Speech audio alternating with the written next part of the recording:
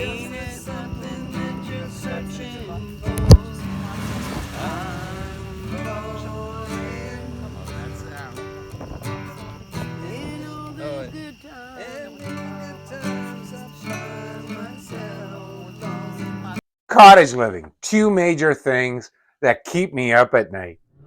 Buongiorno, bonjour, hello, dear friends, and welcome back to Moscato Realtor. Growing up in a big city with concrete sidewalks on both sides of the street, I never worried about turning on the water, using the water, or flushing the toilet. I do remember the beautiful waterfront properties down the street from me in my early 30s. I'd walk my dog and dream about one day semi-retiring on the waterfront. And when I would mention this to friends and family, the comments were always the same. That whole neighborhood, it's not connected to municipal water and sewage. Like it was this horrible monster, this poltergeist, hiding in the closet, waiting to attack when you least expected it. Well, I gotta tell you, it can be. I bought my 1996 custom-built home in 2008.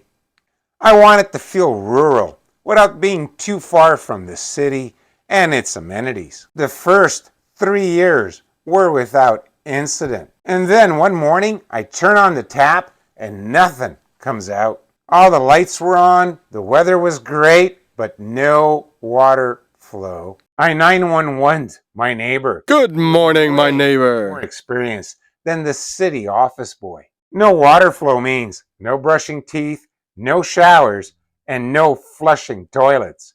Yikes, right?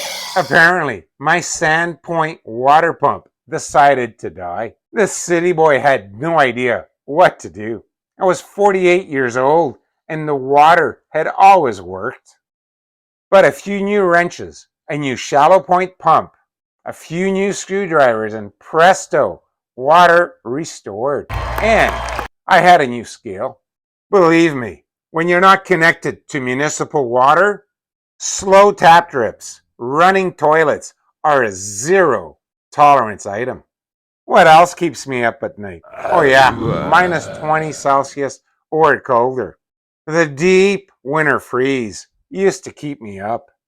Christmas Eve 2013, my stepson flushes the toilet and yells, "Dan, the toilet's not flushing, the water's rising." It's not my fault. Being my first experience living on a septic, we hadn't pumped it out in 5 years.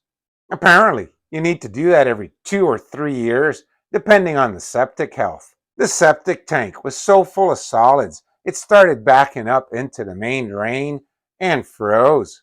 Christmas Eve, I called up 3 of the local pump companies and got sent directly to voicemail. Press 9 if this is an emergency. A few moments I was later. lucky enough to get a call back. Apparently, I wasn't the only one with a backup. It's always the same thing. Clear the snow over the septic at minus 40 degrees. Pop the concrete covers, which weigh over 100 pounds, and wait for rescue. And no, the pump companies don't do this for you. Luckily, they had an oversized egg beater and managed to pump out all of that lovely. What a mess. And after a little prodding with a frozen garden hose, they managed to unblock my main drain. Christmas 2013 was saved. This happened 2 more times over the next several years, always at minus 40 Celsius. Required a company to pump out my septic and yet another company to thaw out my drain pipe. Each visit, thousands of dollars. Little did we know we had a cracked main drain pipe. Debris had fallen in, the effluent slowed down and froze. This was revealed after we ran a camera down the whole length of the pipe. The main drain pipe was replaced by a local contractor, styrofoam insulated with a heated line.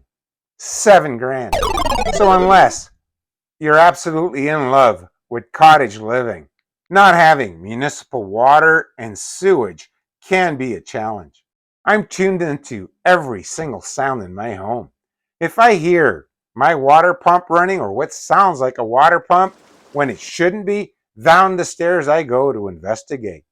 Things you would never worry about in the city. I check the weather daily. There's so much more, but I'm going to have to save that for another video. A good real estate agent, knowledgeable in rural property issues, is essential. So don't hesitate to reach out and contact me so that I can help you in making more informed decisions. Thanks for tuning in.